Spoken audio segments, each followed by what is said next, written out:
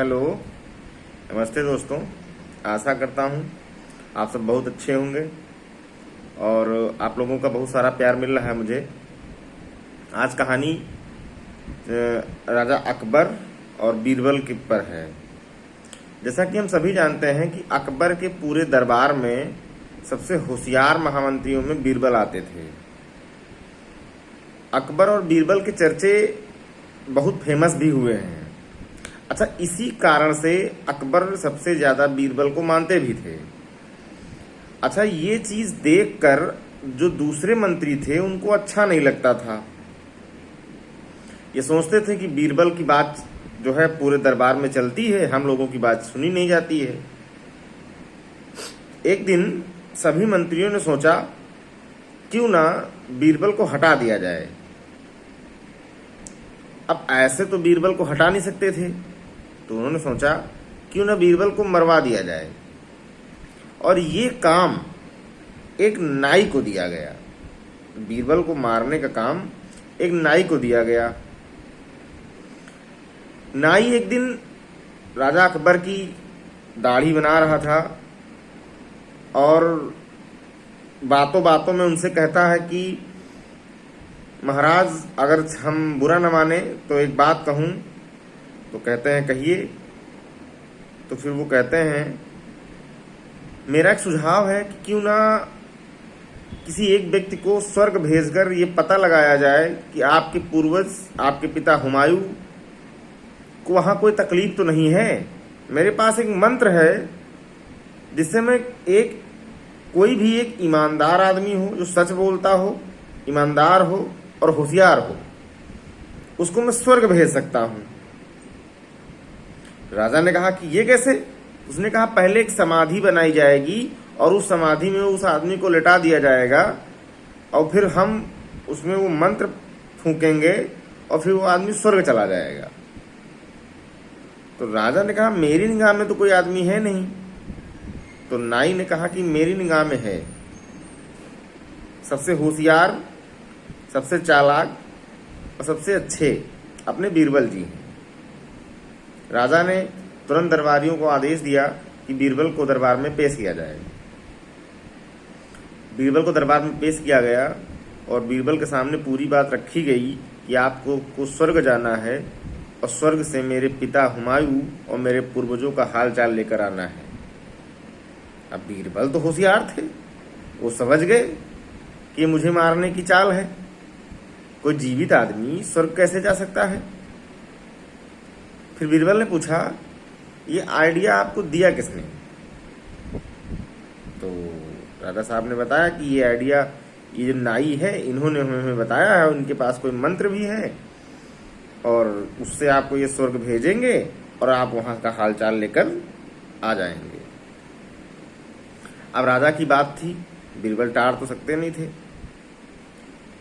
बीरबल ने कहा ठीक है, आप महाराज हमारी जो समाधि है उसका निर्माण करवाइए और हमें 1 महीने का वक्त दीजिए, क्योंकि पृथ्वी लोक से स्वर्ग लोक जाने में कुछ समय लगेगा। तो उसके बीच में घर के बहुत सारे काम होंगे, वो हम निपटा दें, उसके बाद हम चले जाएंगे। अकबर ने कहा ठीक है, कोई दिक्कत नहीं है। उधर समाधि का निर्माण होके तैयार हो गई। अब बीरबल का इंतजार होने लगा कि बीरबल आए और उस समाधि में उनको हम लोग रख के और निपटा दें। सारे मंत्री, नाई सब इकट्ठा हुए। वो दिन आ गया, बीरबल को बुलाया गया और बीरबल को समाधि में लटा दिया गया और उस समाधि को ऊपर से बंद कर दिया गया।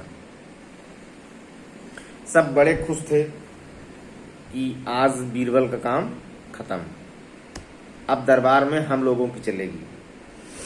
नाई ने इस काम के लिए बहुत मोटी रकम मांगी। सभी मंत्रियों ने मिलाकर उसको दे भी दिया। सब अपने अपने घर चले गए। सब अच्छे से चलने लगा। जो बाकी मंत्री थे बीरबल को छोड़कर उनकी दरबार में चलने लगी। उनका उनकी बात राजा मानने लगे। बहुत दिन गुजर गए तो बीरबल लौटे नहीं। फिर अचानक से एक दिन राज्य में हल्ला मचा कि स्वर्ग से बीरबल वापस आ गए हैं। और राजा के दरबार में राजा के पूर्वजों का और राजा के पिता हुमायूं का हालचाल बता रहे हैं। ये बात नाई तक पहुंची। नाई दौड़ता दौड़ता दरबार में पहुंचा और उसने पूछा, महाराज आप वापस आ गए, आपको को कैसा लगा? नाई समझ रहा था कि गलती कहाँ हो गई। समाधि में लिटाया गया आदमी जिसके ऊपर सब कुछ बंद कर दिया जाएगा, वो जीवित कैसे होके आ जाएगा? तो बीरबल ने कहा कि नहीं, राजा ने पूछा कि बीरबल, पहले बीरबल का स्वागत हुआ दरबार में, फिर बीरबल को बिठाया गया, फिर बीरबल से पूछा गया आप वहां स्वर्ग से लौटे हैं, वहां हमारे पिता हुमायूं और हमारे पूर्वजों को कोई दिक्कत तो नहीं है? बीरबल ने बड़ी चालाकी के साथ कहा, महाराज देखिए हमारी दाढ़ी बढ़ गई है और देखिए बाल भी बढ़े हुए हैं। वहां एक नाई की कमी है स्वर्ग में, वहां कोई नाई नहीं है, इसलिए यहां से एक नाई भेजने का प्रबंध करिए। राजा ने पट्ट से तुरंत कहा कि दूसरा नाई ढूंढना ही नहीं है, नाई तो अपने सामने दरबार में बैठा है और इसी को उसी समाधि में दफन कर दो। नाई को पकड़ के दरबारियों ने उसमें समाधि में बिठा दिया। जैसे ही बंद करने वाले थे तो नाई ने कहा, मेरी का आखिरी इच्छा है, वो मैं बीरबल से कहना चाहता हूँ।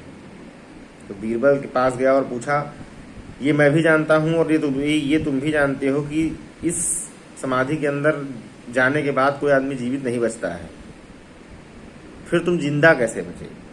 तो बीरबल ने कहा, जब मैंने दरबार में 1 महीने का समय मांगा था, मुझे पता था मुझे मारने की कोशिश तुम लोग कर रहे हो, उसी बीच में मैंने समाधि के नीचे नीचे एक सुरंग बनाई और उसी सुरंग में बैठकर मैं अपने दाढ़ी बाल बढ़ने का इंतजार करने लगा और अब मैं वहां से निकल के आया हूं और अब तुम्हारा नंबर है। नाई को सजा मिली। नाई स्वर्ग चला गया। तो इस कहानी से हमें ये शिक्षा मिलती है कि बीरबल कितना होशियार थे। नमस्कार, अच्छी लगी हो तो लाइक करें और शेयर करें और कमेंट करें और सब्सक्राइब भी करें।